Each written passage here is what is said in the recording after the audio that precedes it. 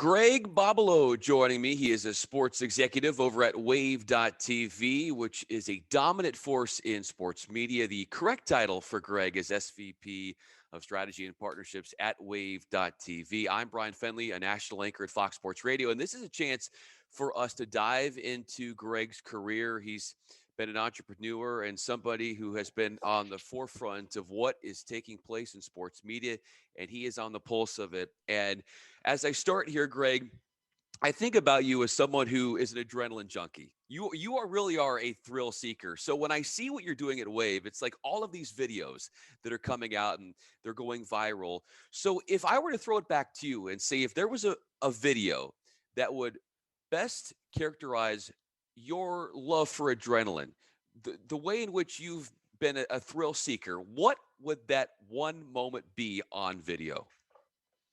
The one moment on video. That's an interesting question. I think the closest non-traditional sport that would represent that right now would probably be parkour, which we do run across our network a lot. And that's sort of I guess you'd call it like a training discipline, where I guess the practitioners aim to get from one point or another in a very complex environment without sort of assisting any equipment, assisting them, whatnot. So those are those crazy feats of athleticism that you see people doing on mountains, on cliffs, jumping over bridges, jumping off houses and rolling out and somehow coming out of these scenarios, unscathed. Well, speaking of coming out of things unscathed, if I'm not mistaken, as far as you personally, you've done the running with the bulls among many other things. Like, Yeah. how did you have the guts to do those sort of high risk things? I mean, that just seems just mind befuddling to me. Well, yes, that is true. I have done the running with the bulls, and I'll tell you, was there a lot that I didn't know about the running with the bulls. First off, it happens first thing in the morning. I'll also say that there's a fair amount of Retsina the night prior to that, and yeah, it was one of those scenarios where I'd mentally committed to it, to the extent where I had my white T-shirt, my white pants, my red sash, so I was kind of committed by way of the uniform. And I didn't really go all the way there not to do that. That said, all of my friends that had joined me, none of them ran with the bulls. I was the only one that actually did the bull run, and I was kind of in a daze. Went in there, and I actually had my newspaper as well. So the traditional way to do it is you run with the bulls, you get in your that garb, and then you take the newspaper, you look the bull in the eye, and you smack it straight between the eyes, and then you keep running. And yeah, so I did do that, and I don't know, my parents were just, the first thing they said, they knew I was in Spain at the time, was like, don't go to Pamplona. If you do not run with the bulls. The first thing that I decided to do. But the worst part about the bull run, which not a lot of people know, is when you get the greatest and the worst, is you get into this stadium, and it's almost like walking into the World Series when you're done. You're elated, you're super excited, everyone's cheering for you, and it's this wonderful sort of, everyone's hugging. And then they actually close all the doors off in the arena, and they re-release the bulls in the arena. So you have to dodge these bulls, and I ended up going sort of back to back and arm locked with another fellow that I ran closely with. And so he was looking one way, I was looking the other, and we were just dodging these bulls, and you could hear the fans just going, the screaming of somebody getting gored in the corner. It was terrible. And that lasted for about 15 minutes. So yeah, little known fact about the bull run, the worst is yet to come. You think the run is bad. How do you feel? How did you survive that last stretch there with you and the person that you interacted with? Yeah, well, like I said, it was we went back to back so we could sort of see 360. And there's a little ledge actually on the that I recall, like on the stadium. And so we did have a bull charge directly at us, and you just jump up and you could kind of get your fingers on it, and you would just sort of hold yourself there. And the bulls were, they're slow. They just sort of, they'll round the wall, and then they'll think about what they're going to do next. They don't move all that fast unless they're charging. And it's sort of meandered way, and then we dropped down. So just by survival by I don't know. I wasn't expecting it at all. Just did what I could with what I had available, but made it out alive. The company you work with, Wave.tv, certainly bullish in the way in which it's growing. And you, I would think your risk taking that was on display with the running of the bulls is synonymous in a way to you as a businessman. How would you look at similarities there as far as thinking on your feet and thinking outside the box and being innovative in that way when it comes to sports media and what you've done on the professional front?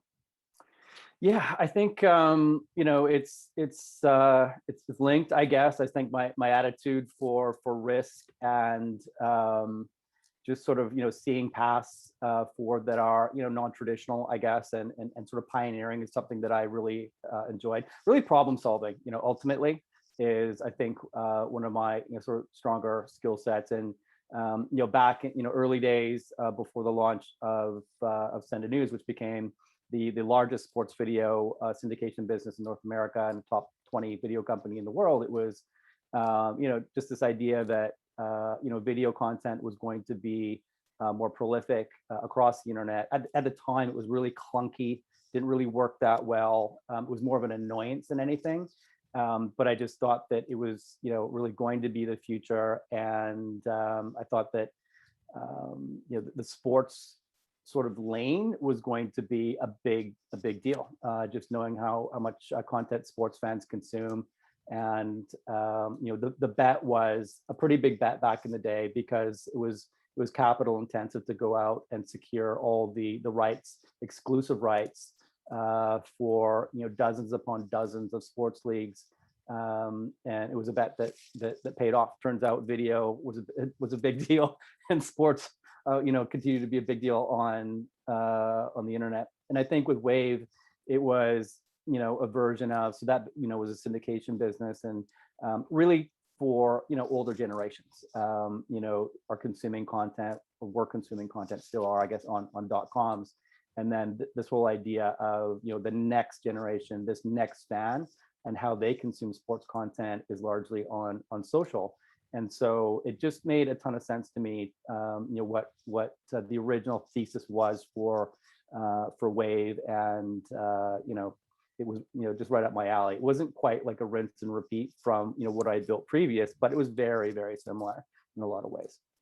Greg Bobolo is with us with Wave.tv. I was reading, Greg, that in 2006 you were a finalist for the Ernst & Young's Entrepreneur of the Year Award. So early on in your career, you knew you had what it takes. What was it like when you were first getting involved in those meetings, trying to get deals done with sports leagues, and you going in there and selling your product, and like you said, pulling these things off, and now look at it? It was hard. We were, early days, we were punching way above our weight class, just to be totally transparent. And I typically, I like to sort of start at the top and then work my way down. I'm generally, though, highly researched, and so I go in pretty confident, understanding the landscape. I think understanding the value that we could provide as a business. But it was difficult. It was expensive. It was educational as well. I remember going into some of these offices that I'd never been in before, whether that's the NHL head office, or comes to mind PGA Tour office in Ponte Vedra, where I just assumed that they had these massive digital teams working on these. And when I got into some of these offices, they were very small. They were almost operating like a startup. And a lot of the conversations were interesting in that, talking about short form video and talking about that rights landscape. I mean, everything had been, about television, until that point. No one really knew, even into the late 2000s, what video was going to be worth, or what was going to happen with it. So the conversations were interesting, because I just assumed the other side of the table knew, but I quickly realized that when the conversation turned to, well, what do you think? It's like, wait a minute, I don't know if you guys know either, sort of what the future entails here for video. So that was really interesting and educational. And I think that there's a lot of people. There's our competitors at the time were one of the largest ones was a publicly traded company, and so I was able to learn a lot about how they went about doing it. So kind of recreated that business model to be more efficient, more contextually relevant to stories that are running.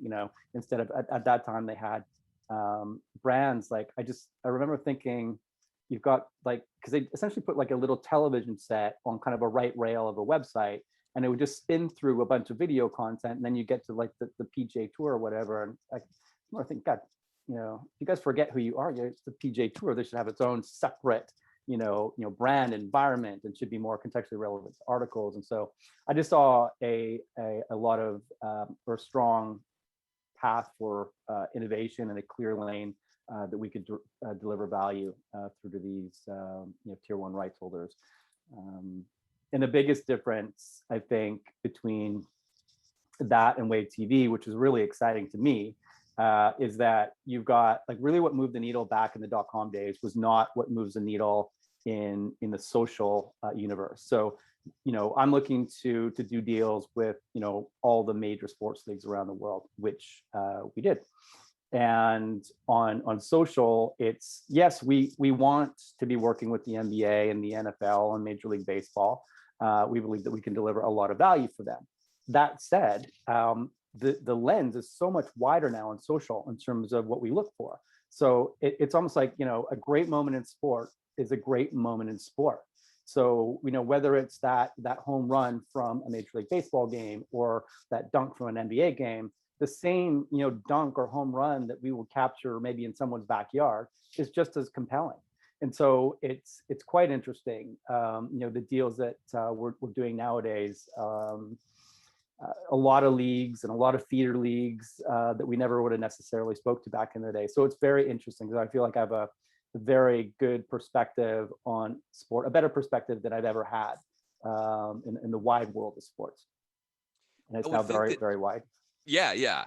Speaking of wide and speaking of perspective that's grown, I read an article on you, Greg, that said in 2014 you flew 225,000 miles and that you flew on average about 19,000 miles a month, and that you would take red eyes so you didn't waste a work day. Where did that work ethic come from? Yeah, that is all true.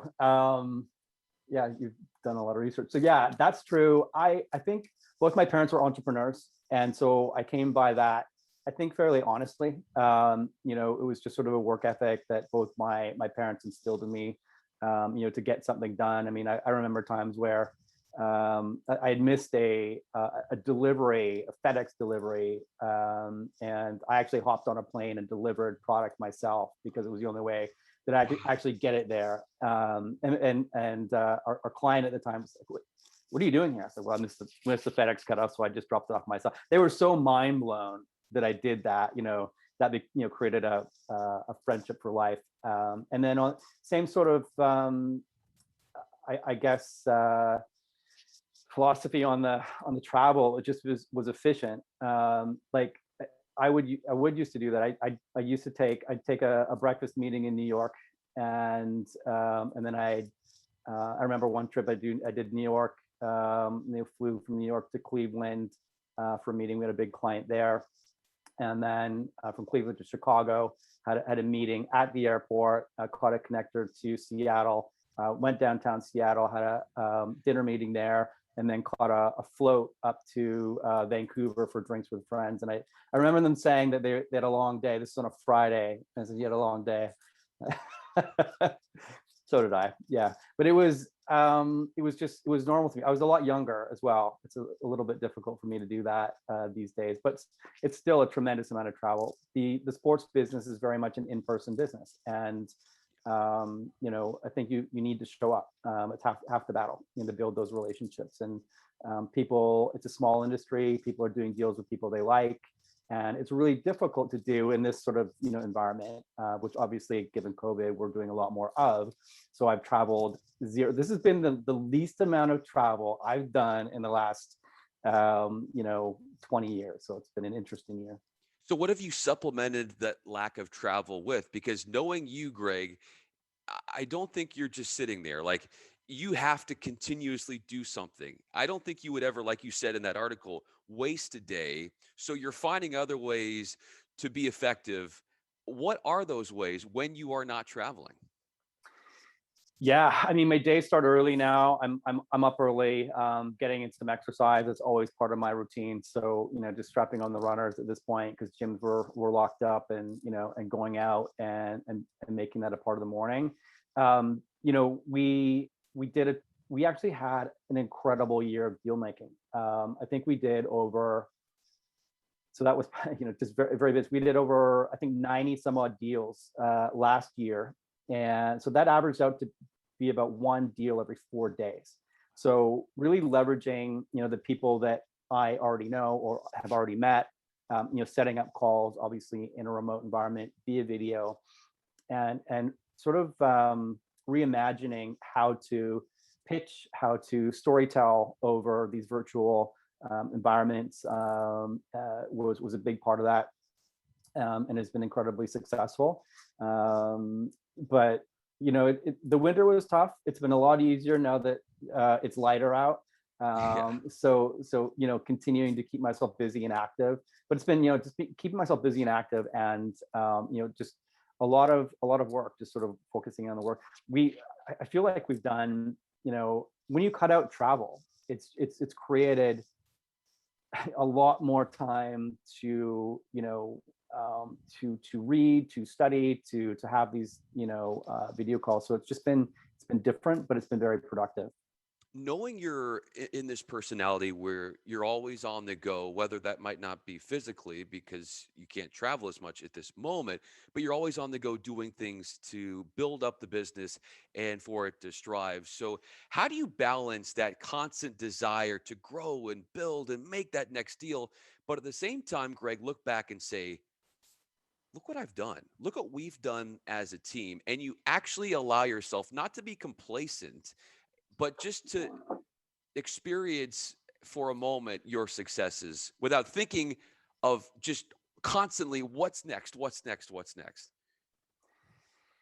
It's such a good question, and it's something that I try and do more often. I know it's something that we're guilty of at Wave TV, and I'm always trying to, get the team to stop and reflect and look back and celebrate, what we've built as a group at Wave, because we've done incredible things over such a short period of time.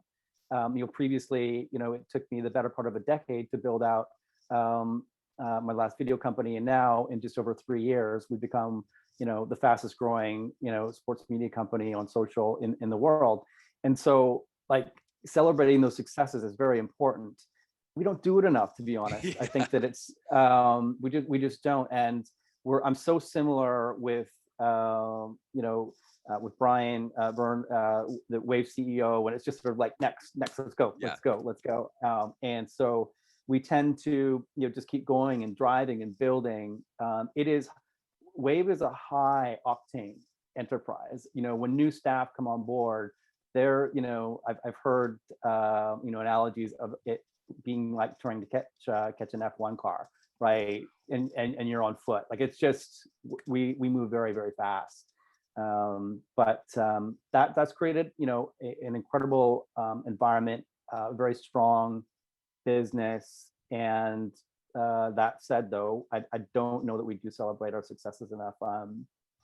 And it's an important thing to do. Thanks for the reminder. Yes, of course. Speaking of, you spoke about how like new employees and how it's quite the transition as they get used to things, sort of like running in water. You engaged in a lot of water sports. I've seen the scuba diving. I've read about that, the skiing and the surfing. So, what's the most adventurous you've gotten when it comes to scuba diving?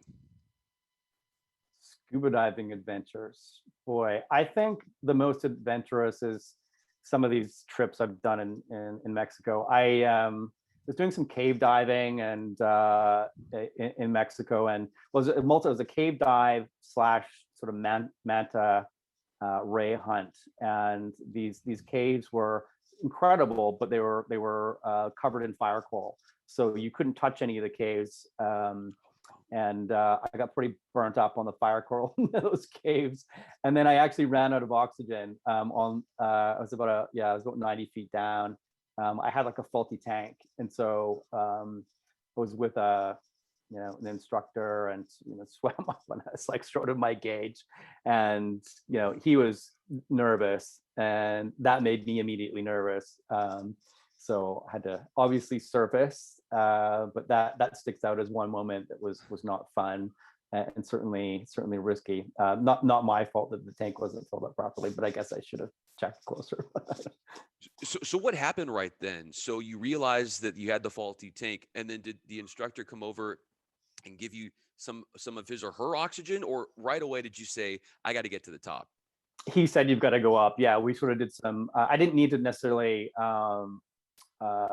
do like some buddy breathing down below, but we did just so I could get a good, because I was sucking on, like, there's just no air left. You could just, you're sucking, you're just not getting any oxygen. Yeah. It's a horrible feeling. And then surfaced, and then I had to swim back to the boat on my back. It was terrible. Drop my weight belt and everything, but yeah. Greg, final question for you. We really appreciate you. Greg Bobolo is with us with Wave.tv. Of course, he is SVP Strategy and Partnerships at Wave.tv.